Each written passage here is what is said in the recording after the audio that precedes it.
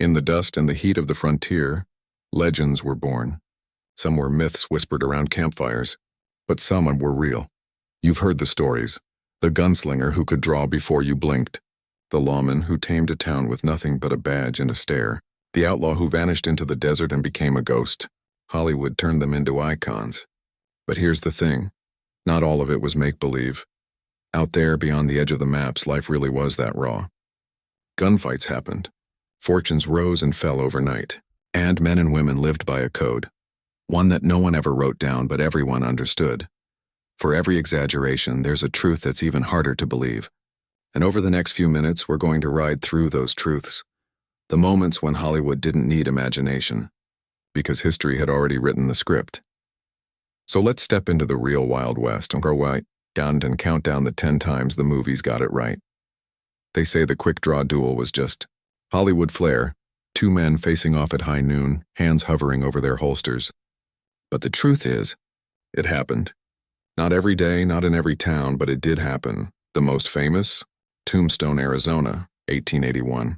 The gunfight at the OK Corral lasted barely 30 seconds, but it echoed for generations. Wyatt Earp, Doc Holliday, the Clantons. Their bullets turned a dusty back alley into legend.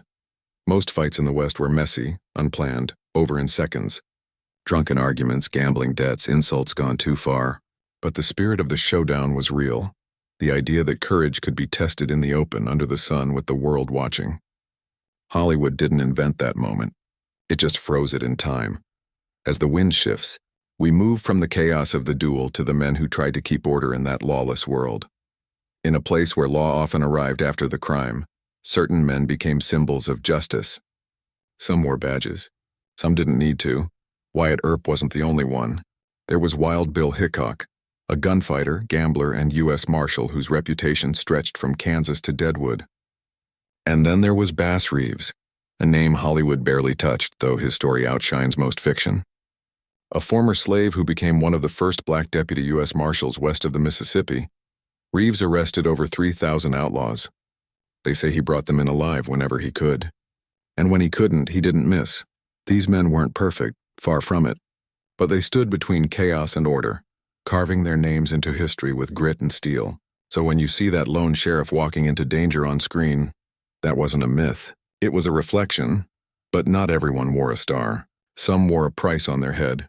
You've seen the movie posters, wanted, dead, or alive. In the real West, those weren't props. They were business. The frontier was filled with opportunity.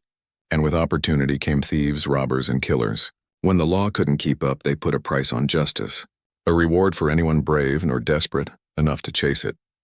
Bounty hunters roamed from Texas to Montana, chasing names scrawled on tattered posters. Sometimes they caught them. Sometimes they didn't come back. And yet that image, the loner tracking a fugitive across endless plains, wasn't born in a scriptwriter's mind. It was written by men like Tom Horn, who hunted outlaws for cash and claimed to be faster than anyone he met. Hollywood gave them style and story arcs, but the bones of those tales were always true. From the posters nailed to saloon doors, the story widens, from individual duels and dusty lawmen to the larger, restless world of the frontier itself. The Wild West wasn't all gun smoke and glory, but it was real. Every legend had a heartbeat. Every myth a seed of truth buried beneath the dust. And if the gunfights, the badges, and the bounty hunters were real, what about the lives they were all fighting for? Because out beyond the saloons and the shootouts, the frontier itself was alive, harsh, beautiful, and untamed. That's where we're headed next. To the trails, the towns, and the people who made the Wild West more than just a backdrop. If the gunfights were the West's fireworks, the gold rush was its earthquake. In 1848, a man named James Marshall found a few glittering flakes in a California stream, and the world lost its mind. Within months, thousands of dreamers flooded west. Farmers, soldiers, sailors, even schoolteachers. They came chasing fortune, and most left with nothing but blisters and broken hopes. Mining towns like Deadwood and Bodie exploded overnight. One week, they were silent hills. The next, they were alive with hammer strikes, shouts, and the clinking of whiskey glasses. And when the gold ran out, the people vanished just as fast, leaving behind ghost towns that still stand, silent and wind-worn, As proof of how wild that dream once was, Hollywood shows the chaos, the greed, the danger, and this time it wasn't exaggeration. The gold fever was real. It built towns, broke men, and reshaped a nation. But while fortune seekers dug into the earth, others carved their living from the open plains. It's easy to picture the cowboy, a lonely figure under a burning sky, riding through endless dust. But here's the truth, that image isn't far off.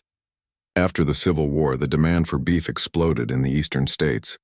Millions of longhorn cattle roamed freely across Texas, and someone had to move them, hundreds of miles north to the railheads in Kansas. So the cowboys rode, sometimes for 3 months straight, sleeping under the stars, fighting storms, rattlesnakes, and stampedes. It was backbreaking, dangerous work, and there was nothing glamorous about it. They earned maybe $1 a day, ate beans and coffee, and mended their gear with their own hands. But there was freedom in it, a kind of wild independence that no city could offer. When Hollywood shows a cowboy humming by the campfire under 1,000,000 stars, that part? That was real. And after the long drives, after weeks of wind and silence, they'd reach the towns, and that's where the story truly came alive. Every Western film has that moment. The saloon doors swing open, the piano stops, eyes turn. That wasn't just a movie cliché. It was small-town reality. The saloon was the heartbeat of the frontier, a place where miners, cowboys, gamblers, and drifters all crossed paths. You could buy supplies, find work, make friends, or make enemies in the span of a drink. There were saloons with chandeliers and velvet chairs, and others that were nothing but tents with barrels for tables. But all of them shared one thing. They were where news, gossip, and danger met under one roof. Poker wasn't just a game. It was a livelihood. And whiskey wasn't a luxury. It was medicine, courage and trouble poured into a glass. Of course, not every night ended with laughter. More than a few ended with a shout, a gunshot, or the slow thud of boots hitting the floorboards. Still, people kept coming back because in a land so vast and lonely, the saloon was one place that felt alive. The Wild West wasn't just a stage for heroes and villains. It was a living world and a land of storm, sweat, and survival. Men chased gold, herded cattle, and found fleeting joy in the glow of a saloon lamp. Hollywood may have polished it, but beneath the shine lies the truth, a world rough, real, and unforgettable. And as the dust settles over the frontier, we begin to see the deeper layer, not just how people lived, but what they believed. Because the next part of our story isn't about guns or gold. It's about the code that bound them all together, the unwritten law of the West. No one ever wrote it down. No book, no official rules. But everyone who rode those open plains knew it by heart. Don't steal another man's horse. Keep your word. Help the lost traveler, even if he's your enemy.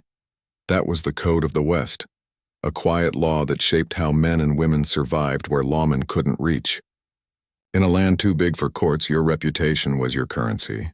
If you broke your word, you might as well have broken your neck. Hollywood loves to show the cowboy standing tall, silent, and honorable. And that image wasn't born in a writer's mind. It came from the truth. Because when the nearest sheriff was 3 days' ride away, honor was the only thing that kept the peace.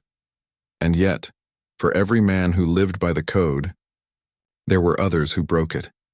Which brings us to the darker side of that same world. Outlaws in the West weren't just criminals. They were legends in the making. Names like Jesse James, Billy the Kid, and Butch Cassidy spread faster than any telegram. And here's the strange part. People admired them. Why? Because many saw them as rebels standing up to a corrupt system. To some, Jesse James wasn't a robber. He was a symbol of resistance after the Civil War. To others, Billy the Kid was just a boy who fought against injustice with his own gun and grit. The newspapers turned them into stars, and Hollywood later turned those stars into myths. But the truth is, the line between hero and villain was thin as dust. Some outlaws killed for greed, others for survival. Most were young, desperate, and doomed from the start. Still, their stories stuck, because they captured something raw in the human spirit. That hunger for freedom, that refusal to kneel, even when the law said you must.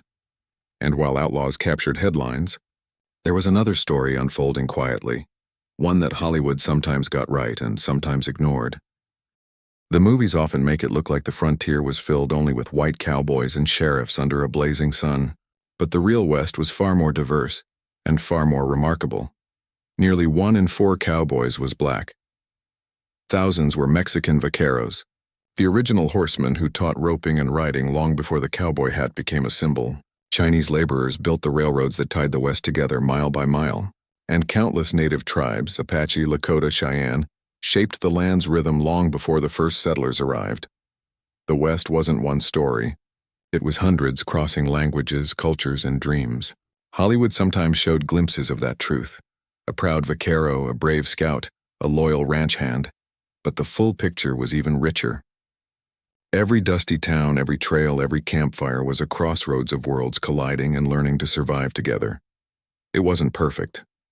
There was conflict, cruelty, and injustice. But out of that mix came something enduring, a shared identity built on resilience and reinvention.